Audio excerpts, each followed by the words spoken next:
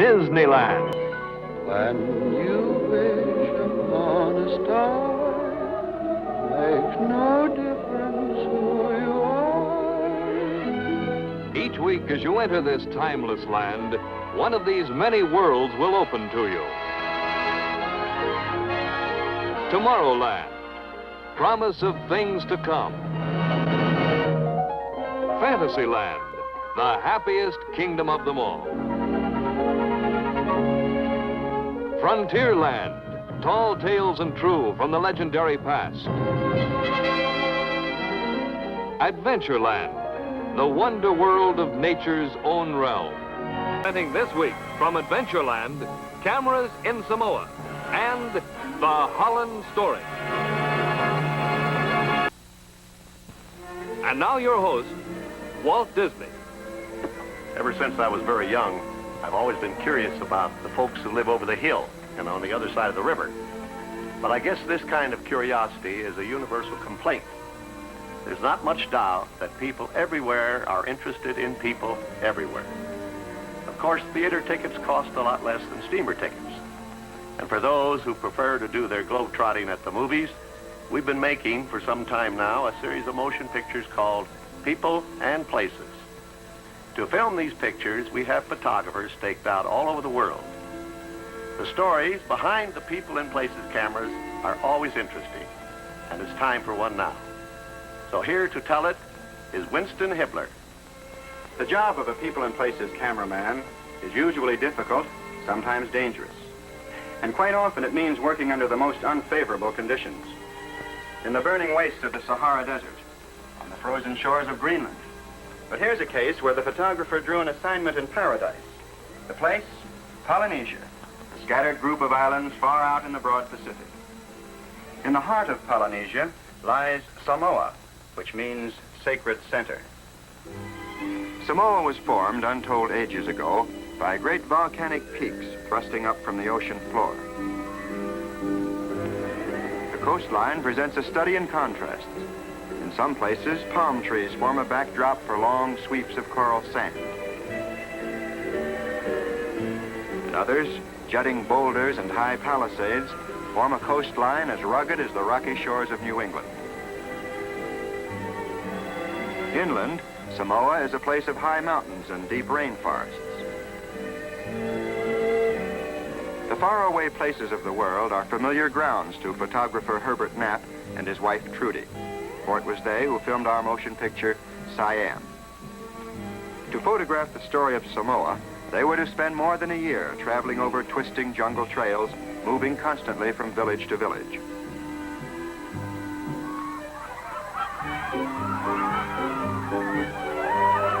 In the beginning, the Knapps and their cameras were such a novelty, they couldn't bring the curious Samoan youngsters under control, even with a bribe of candy.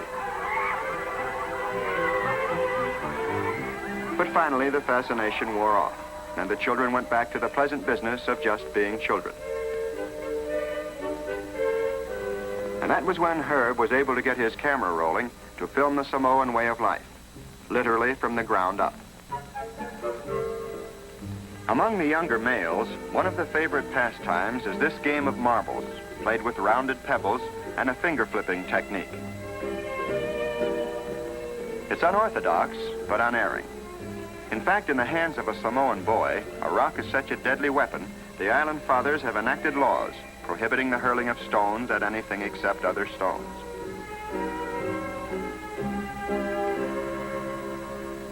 A photographer intent on his work, plus an unguarded case of camera equipment, plus an uncontrollable case of curiosity, equals a lot of fun for the youngster, but one big headache for Herb.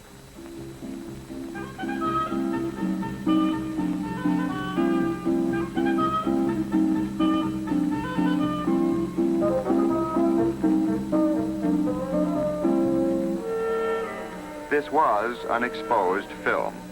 But of course, any Samoan can tell you a touch of sun never hurt anything. Besides, he's going to put it back when he gets through.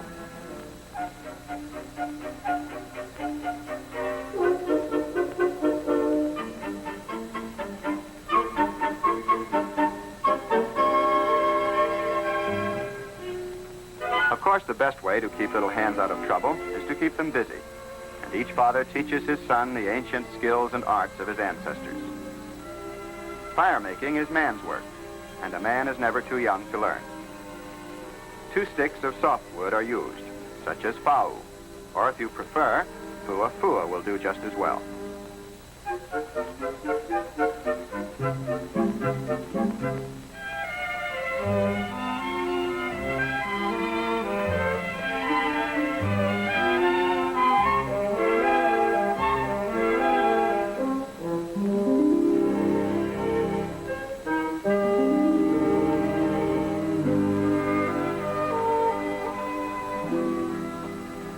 That's all there is to it. All right, son, carve yourself a fire stick and fire away.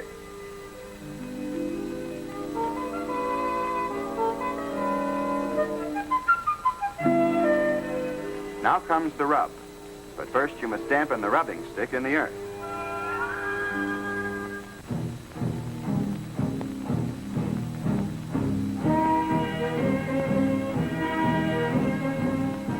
Well, when it's a fellow's first fire, he ought to be allowed a few fumbles. But perhaps there are some things a man's too young to learn.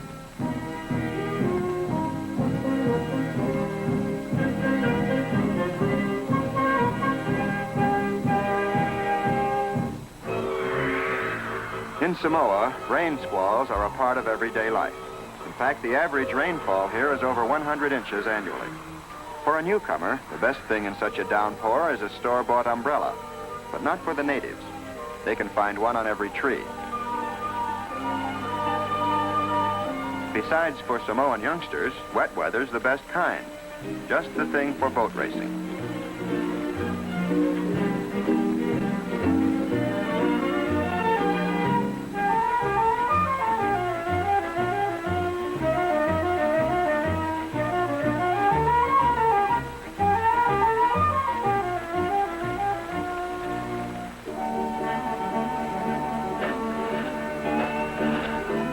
Even after the rain has stopped, the water sports continue.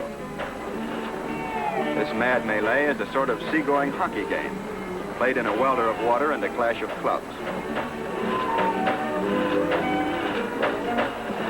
There's no teamwork here, it's every man for himself. And if you're really smart, you stay out of reach on the beach.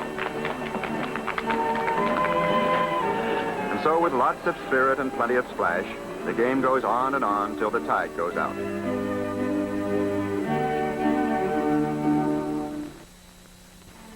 The outstanding characteristic of a Samoan village is the architecture of the dwellings, and Herb was fortunate in being able to film the actual building of a Samoan fale, which means house.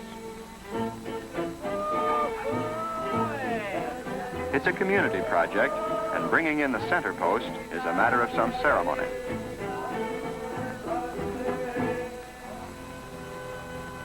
In raising the center post, no plumb lines or levels are used. It's brought into true by eye alone.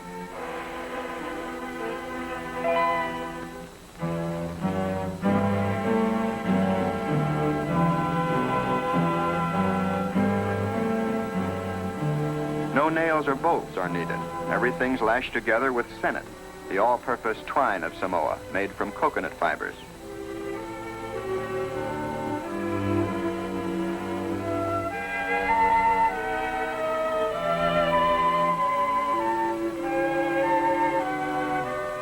Thatching of sugarcane leaves defies torrential rain or tropical sun, and the open walls provide air conditioning.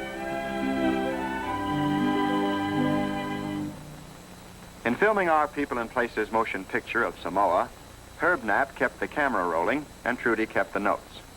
Here they're recording the making of a ceremonial tapa-cloth. It begins by stripping bark from the saplings of the mulberry tree, but only the soft inner fibers are used.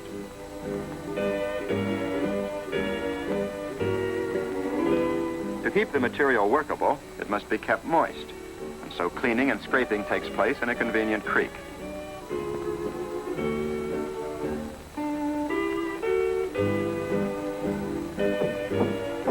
To form a wide cloth, the strips are welded together by pounding. And knot holes are patched at the same time. Intricately carved tablets called pattern boards are used to stain a design into the tapa-cloth. Good workmanship demands that the colors go completely through the material. And as a matter of pride, each artisan makes her own dyes, in this case with a piece of reddish rock-like earth. In the final touch-up, a twig brush and a dye solution give a glossy appearance to the finished design.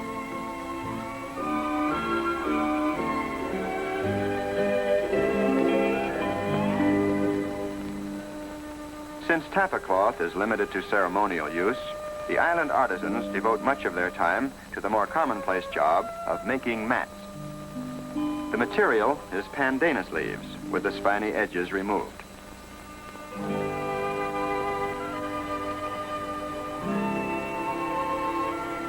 Next, the leaves tied into loose rolls are put into a steam bath.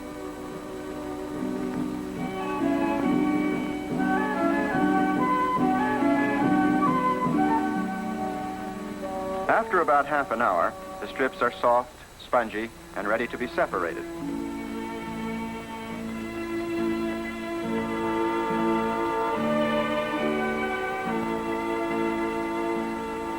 Next, a series of washings and rinsings bleaches the material to a variety of shades ranging from straw yellow to near white.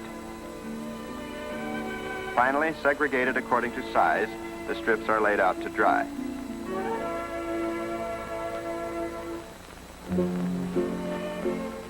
Samoan mats aren't actually woven. The process is known as plaiting. And girl children learn the art while still very young, for a woman's community standing is judged by her skill in mat making.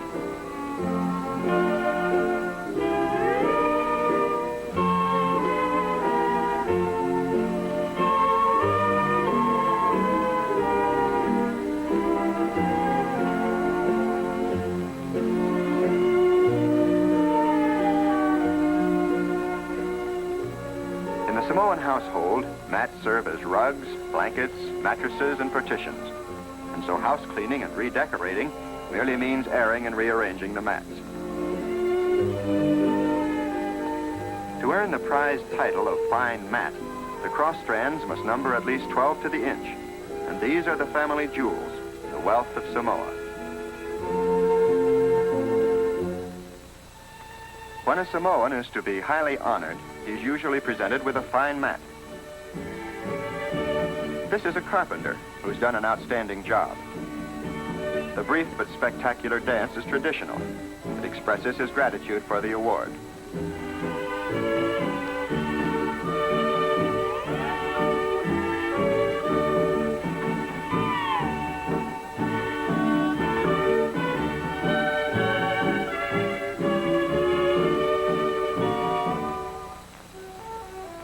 In Samoa, there's one activity reserved exclusively for women, drawing water from the village well. But this is subject to rigid rules. The household container must be left at a prescribed distance. A white lava must be worn when approaching the well. And the coconut dipper may be used for no other purpose. Violation of these taboos results in deep disgrace, plus a fine, payable in mats, coconuts, or labor.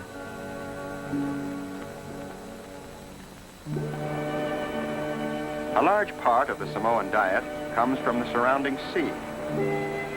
So Herb Knapp spent many hours filming the fishing activities around the island. Here again, the finer points of an ancient art are handed down from father to son.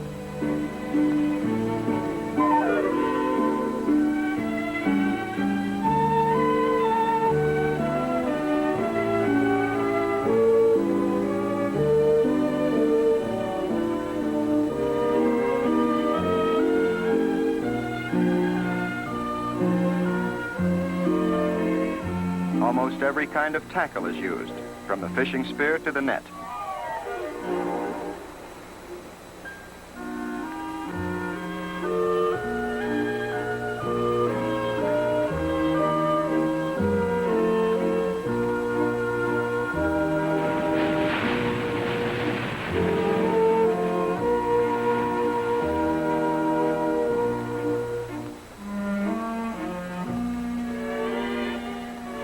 Women are restricted to fishing along the shore, for it's an island taboo that only men may fish from the canoes.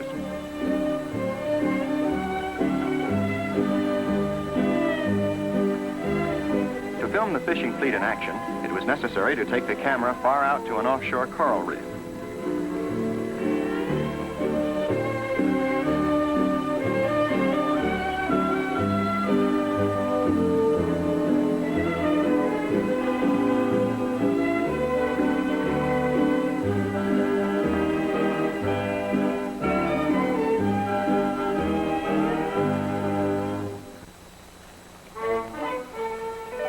Our People in Places camera also caught the more daring fishermen who take their cockleshell canoes into the great rolling seas that lie beyond the reef.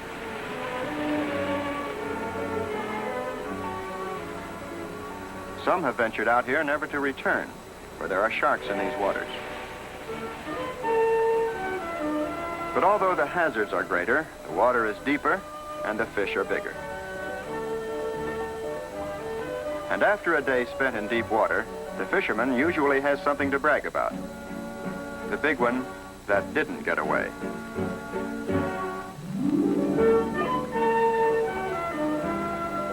Although Herb's main job was to film the Samoan way of life, there was another phase to his assignment too. He was to photograph the marine life of these tropical waters for a true life adventure we're preparing about islands of the sea. Handling the equipment necessary for the underwater camera work calls for something more substantial than an outrigger canoe. And so two Samoans have bound their craft together in this common cause.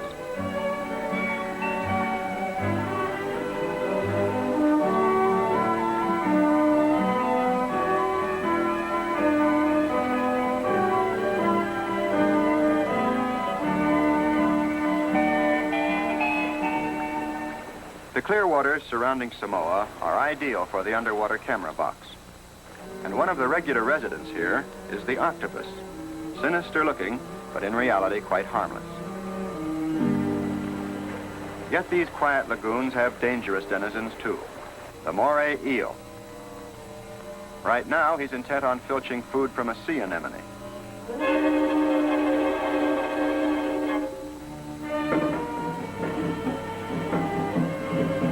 To film our story of Samoa, Herb and Trudi Knapp would often travel over rough and hazardous terrain.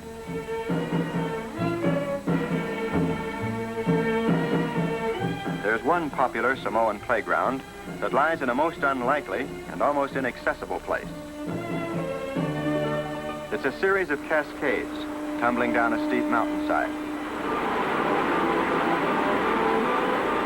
The attraction here is Samoa's famous sliding rock, volcanic lava, worn smooth by countless centuries of rushing water, and many generations of sliding Samoans.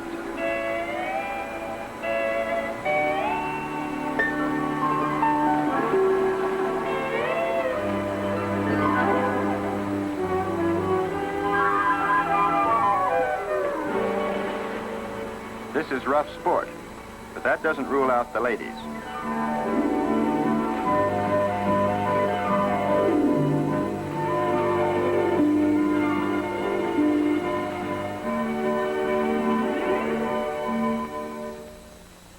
Whenever a village could be reached by road, the Knapp station wagon was converted into an outdoor sound studio. For the motion picture screen, the Knapps filmed Samoa in full-color cinemascope. And now to complete the story, with their tape recorder, they captured the melodic heartbeat of the island.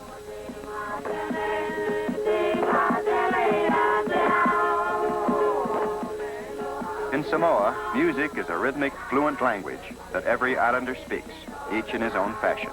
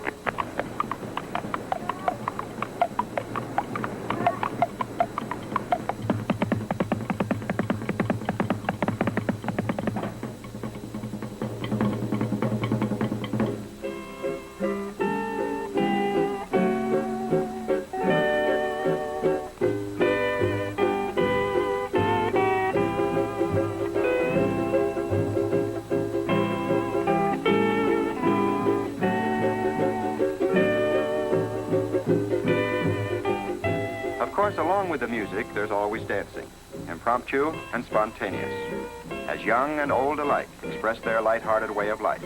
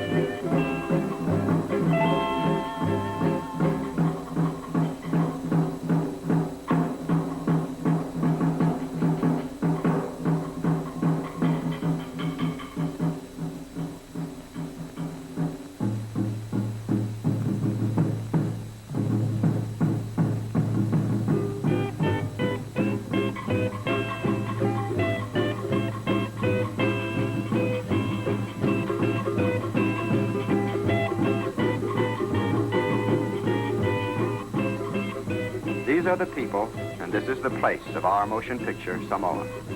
It's a colorful, happy picture, for surely no people are more contented and carefree than these. Nor is any island place more beautiful than their lovely homeland, Samoa, a sacred center in Polynesia.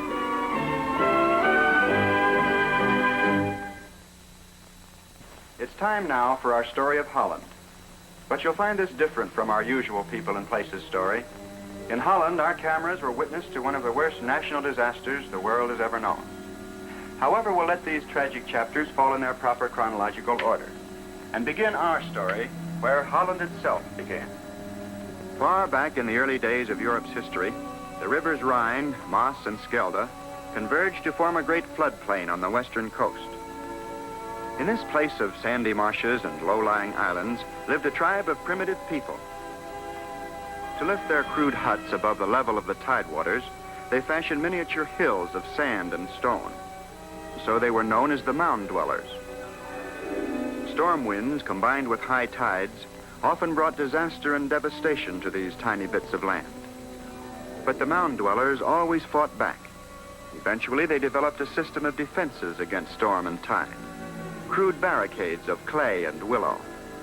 And in time, these barricades became the first dykes of Holland.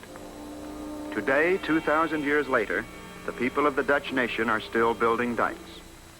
And passing centuries have seen little change in their methods or materials. First, willow branches are tied together in long, flexible cables.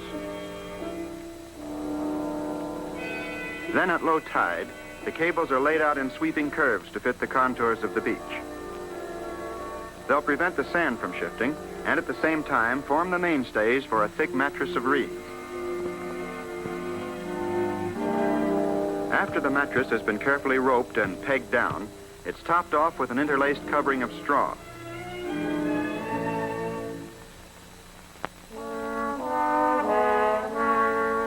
When the foundation is laid, the heavy work begins.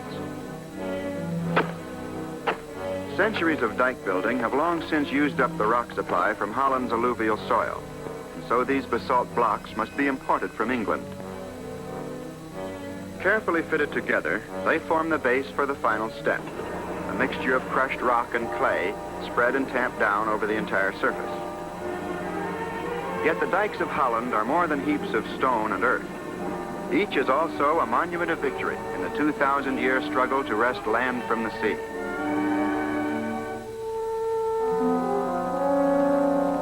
Behind the 1,000-mile rampart of protecting dikes lie the Dutch Netherlands. Here where the gray waters of the North Sea once rolled, a land has been made to bloom. A lush and lovely land. A land where tulips are a field crop. Where industry is a heritage. And love for the land a tradition.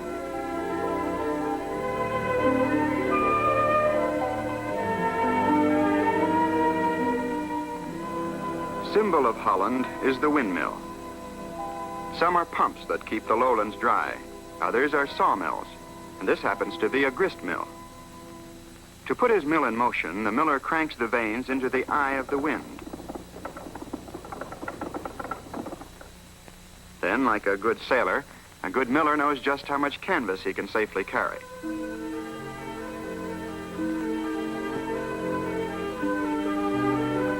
When everything's ship-shape, a slight tug overcomes inertia, and the wind takes over.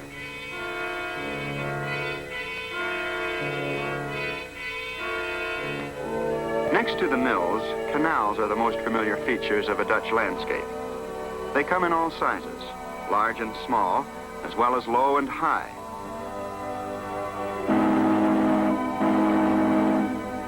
In some places, from a lowland meadow, you can watch the masts of an ocean-going boat glide by at treetop level.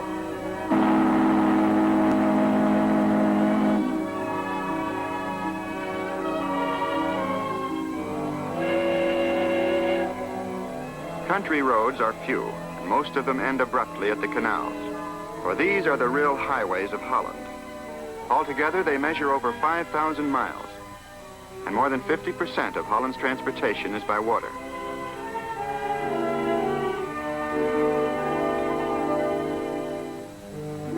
The largest city in the Dutch Netherlands is Amsterdam.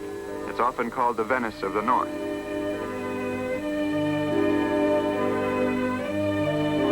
There are over 50 canals here, yet pleasure craft are almost non-existent. The waterways of Amsterdam are arteries of industry.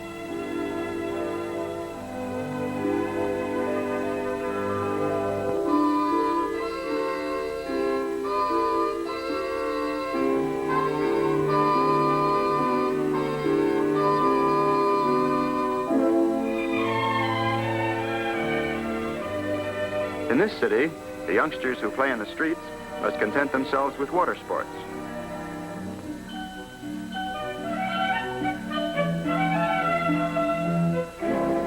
There are over 400 bridges in Amsterdam, all well-traveled.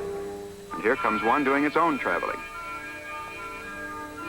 It's a rule of the road that a bridge on a bank must swing aside to let a bridge on a barge by.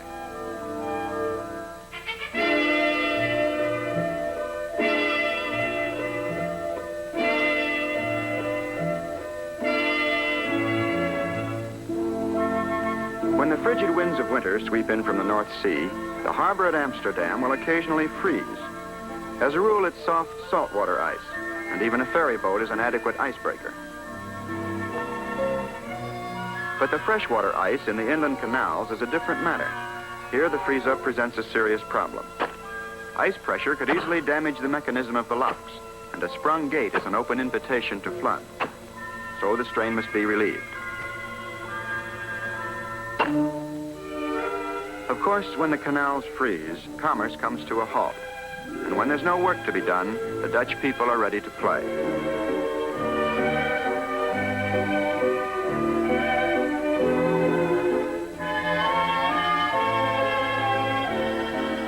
Ice skating is a favorite form of winter recreation.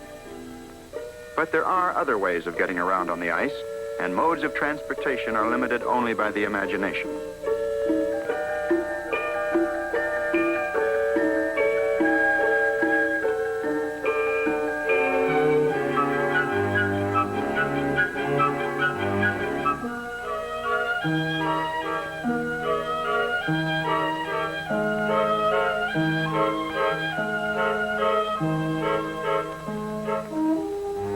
On the frozen lakes, one of the popular pastimes is sail skating.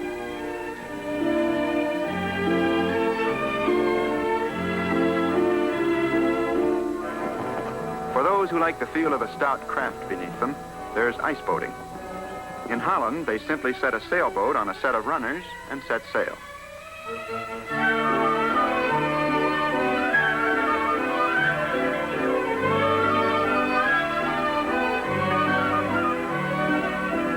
There's one big advantage to this arrangement. If the ice should break, you can always sail the boat home.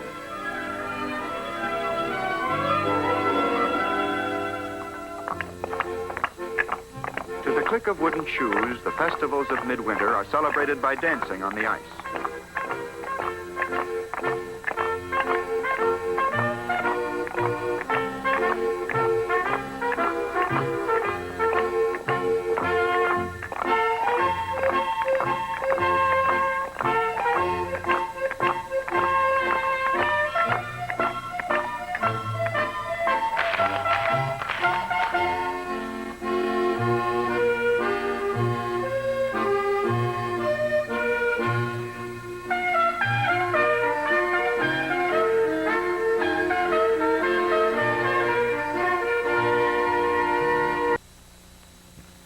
summer comes again to the Holland countryside, the scenes along the canals are a flowing pastoral of the picturesque.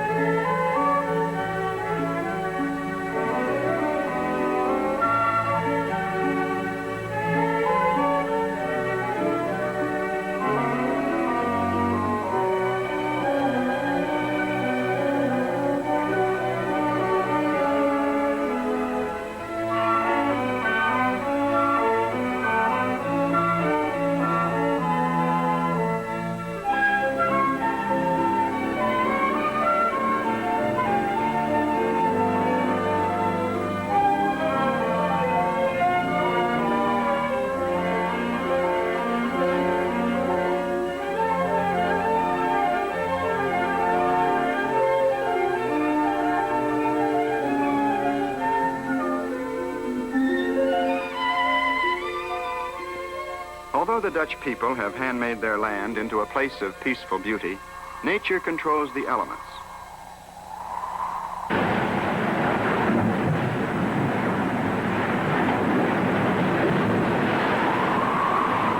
Storm and tide, wind and wave.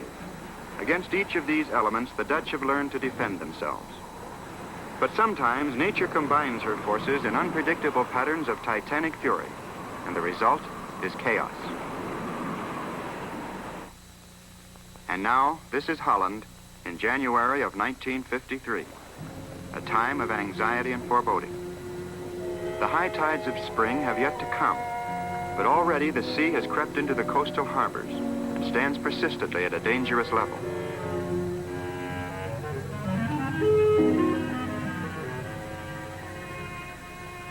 Among the Dutch people, the tension rises with each passing hour.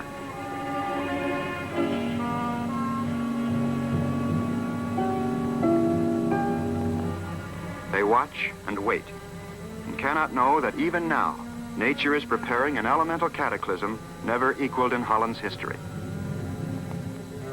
High up in the polar regions, a giant storm moves ominously out of its spawning ground. Gaining strength and speed, it sweeps southeastward over the Arctic Circle. Crossing the North Sea, the winds reach hurricane force, driving before them huge waves. And now these mountains of water begin their battering assault upon the sea defenses of Holland.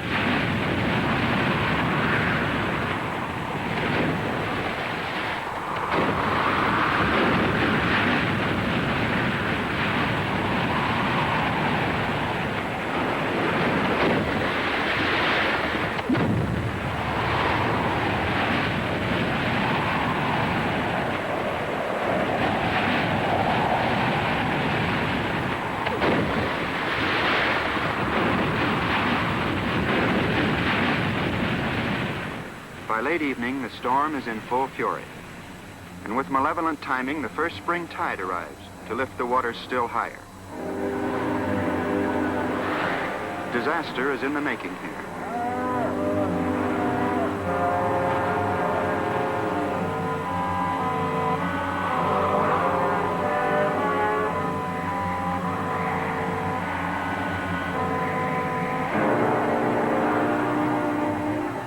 As the dikes give way one by one, the North Sea rolls unchecked into the lowlands.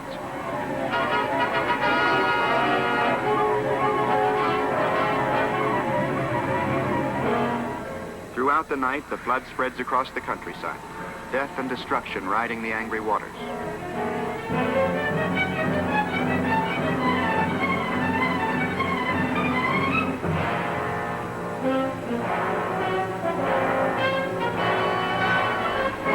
Sunday morning, February 1st.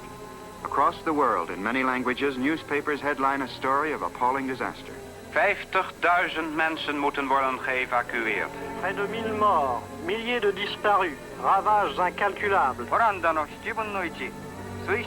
Dutch fight for life as sea surges inland. Millions stricken in flood disaster. Death toll rises. Dawn in the Netherlands reveals a terrible victory of water over the land. And still the flood races further inland, invading areas that haven't known the touch of salt water in centuries.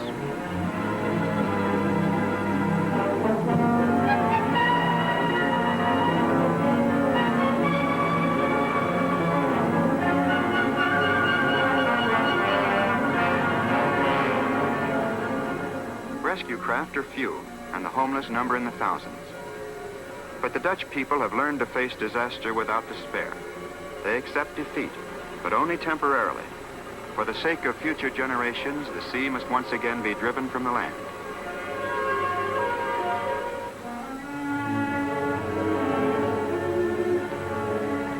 By noon, the flood has reached its peak, and the fertile lowlands have once again become a part of the cold North Sea.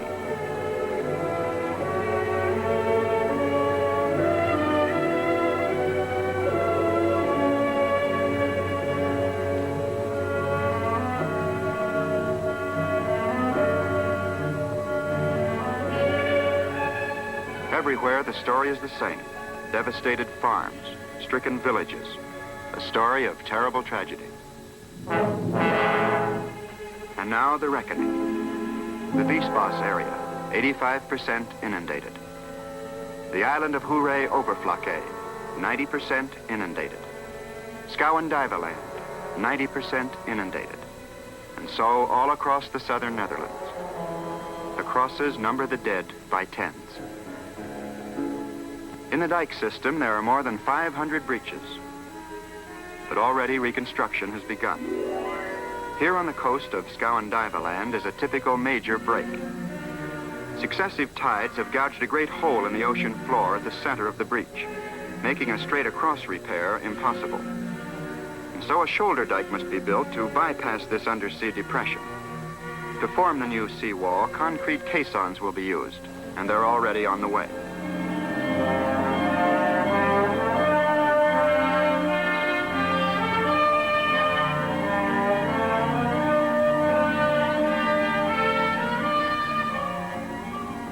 Caissons come in all sizes. These are 7,000-ton giants, leftovers from the Normandy invasion of World War II.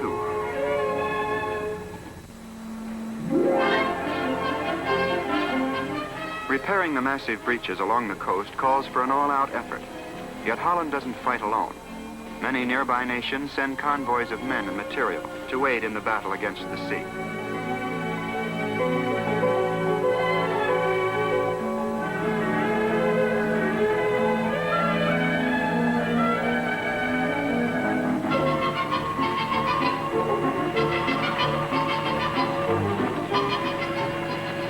As soon as the big caissons arrive on the scene, the task force is complete. Construction begins, however, with smaller caissons.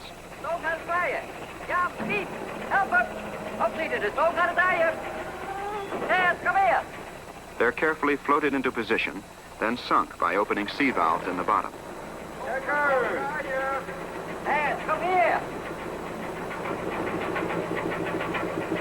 At low tide, tugboats keep the caissons in place, while extra weight is added to hold them permanently in position.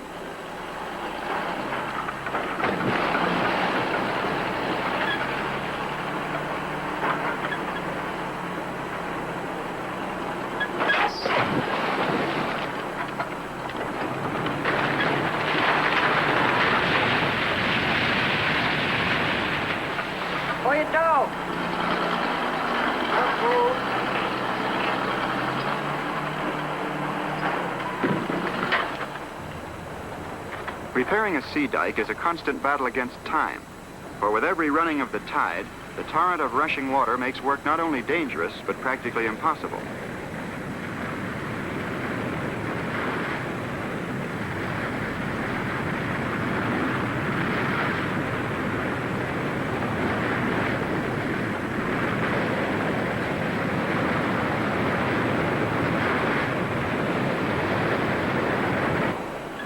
As the tide ebbs again, the new dike sections are covered over, and now only a narrow gap remains. Here, weighted willow mattresses are being laid to form a foundation for the big caissons.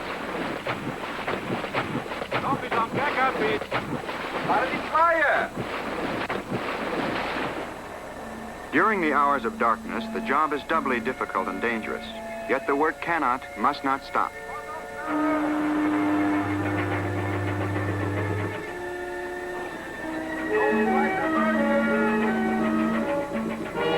With the coming of dawn, the time has come for the final step in this giant operation. So far, this much has been accomplished. The two arms of the shoulder dike have been completed, and in the center gap, caissons 1, 2, and 3 have been sunk in position. Now caisson 4 will be floated in to plug the last narrow opening. This is a critical and complex maneuver, and it must be completed while the tide is slack, which allows less than 10 minutes for towing the caisson into place and sinking it exactly in the right position.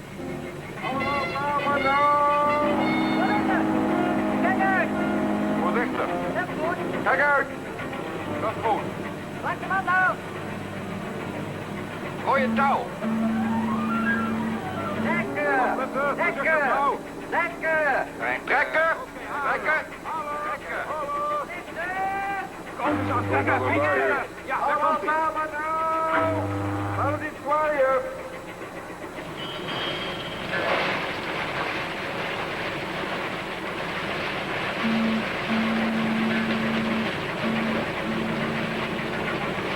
The caisson is guided by skilled hands, and it slides into place with a ponderous precision.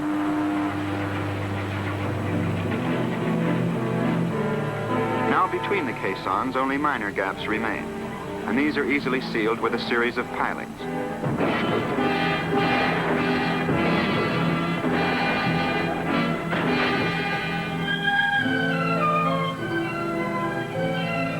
Holland's battle with the floods is won.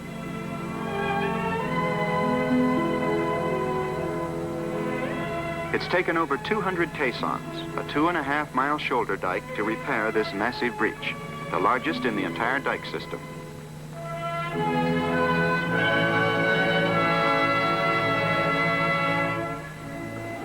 And now floating pumps immediately move in and begin the job of draining the enclosed area.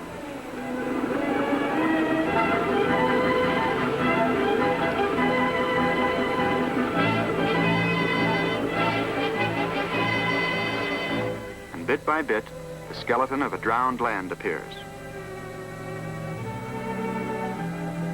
In an orchard, partly submerged trees burst into bloom, yet they're already dying from salt water in their roots. The blossoms are a final fruitless effort to continue life. The only thing that remains untouched by the flood is the spirit of the Dutch people. Even while the defeated floodwaters still lap at window level, they return to their homes.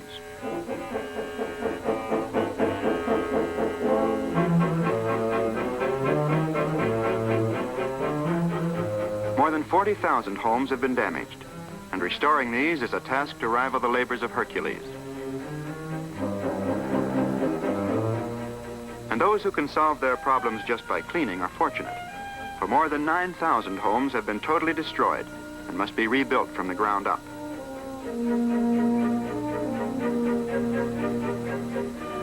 Public utilities are overhauled and brought back into service. And the ancient windmills are rethatched in the time-honored Dutch tradition.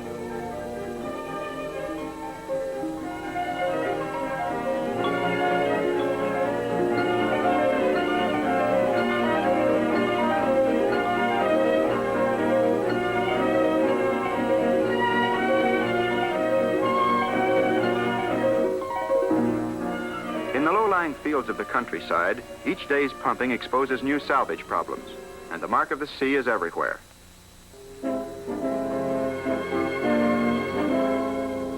The all-important drainage canals are mud-choked and useless. Until these are cleared, the land cannot be completely dried out.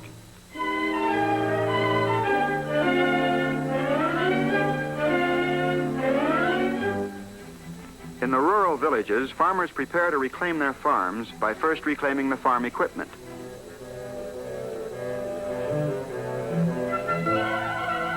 Under its crust of salt, the land seems lost and lifeless.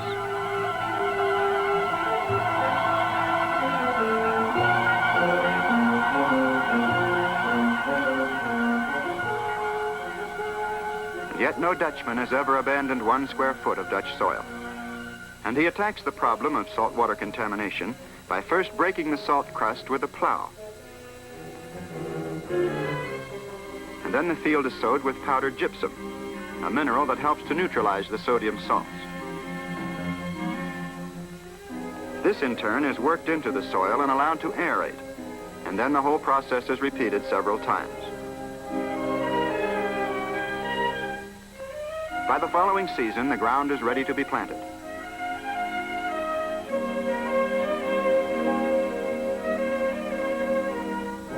And at harvest time, an ancient history has repeated itself. Courage and determination have driven the sea from the land, and the land repays in full measure the spirit and faith of the Dutch people. Only when the long and arduous task of reconstruction is finished do the Dutch celebrate with a traditional festival.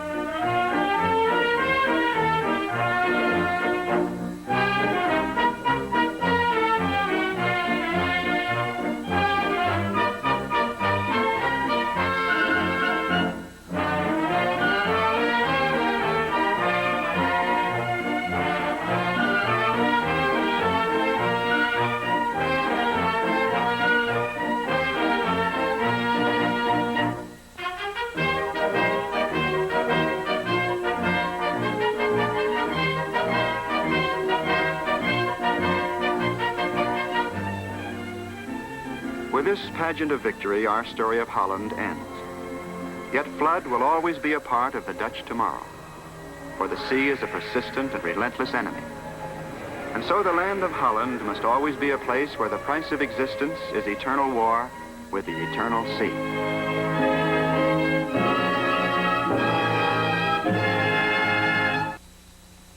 Next week, our show will come to you from Fantasyland.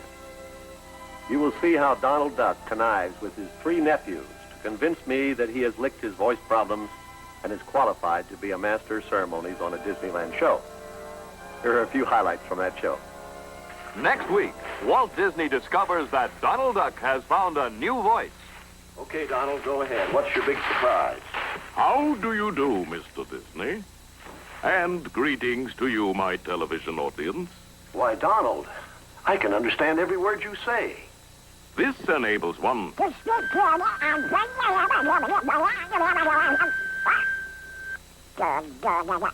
Aided and abetted by a very unreliable loudspeaker, operated by his mischievous nephews, Donald will be master of ceremonies for next week's show. Up to now, you've visited only one land a week, but my show is going to be a spectacular. On my super-duper colossal, you're going to get 4 shows in one. And super-duper spectacular it is. In Adventureland, that intrepid explorer, Sir Donald Duck, takes you to the jungles of South America for his version of a true-life adventure.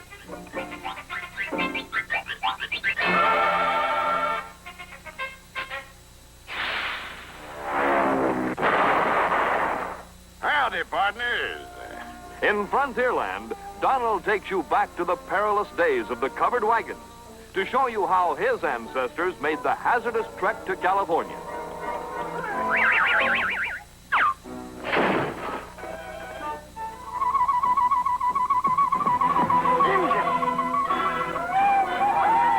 No, sir.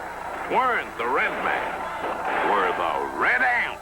You'll tingle with excitement in Tomorrowland when Donald becomes the pilot of the first rocket ship to blast off into outer space.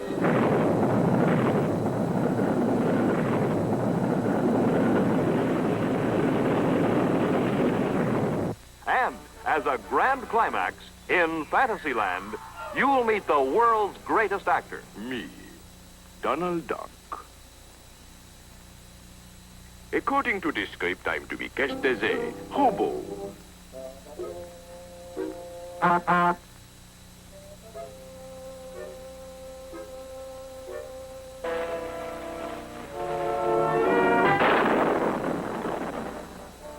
Yes, Donald will show you how he thinks a television show should be run when he takes you on a hectic trip through Adventureland, Frontierland, Tomorrowland, and Fantasyland.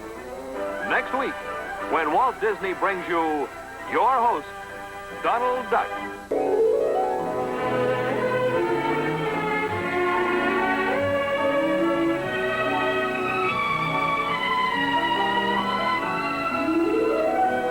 Look in your newspaper for the theater near you where you can see Walt Disney's exciting new motion picture, Johnny Tremaine. Johnny Tremaine, the story of rebellious men and courageous youth who dared to stand against an army. Johnny Tremaine is thrilling motion picture entertainment for the whole family. The story of youths who shared in the dangers of America's most violent days, full of adventure, intrigue, and drama. Watch your newspaper for the theater near you where you can see Johnny Tremaine. This has been an ABC Television Network film presentation.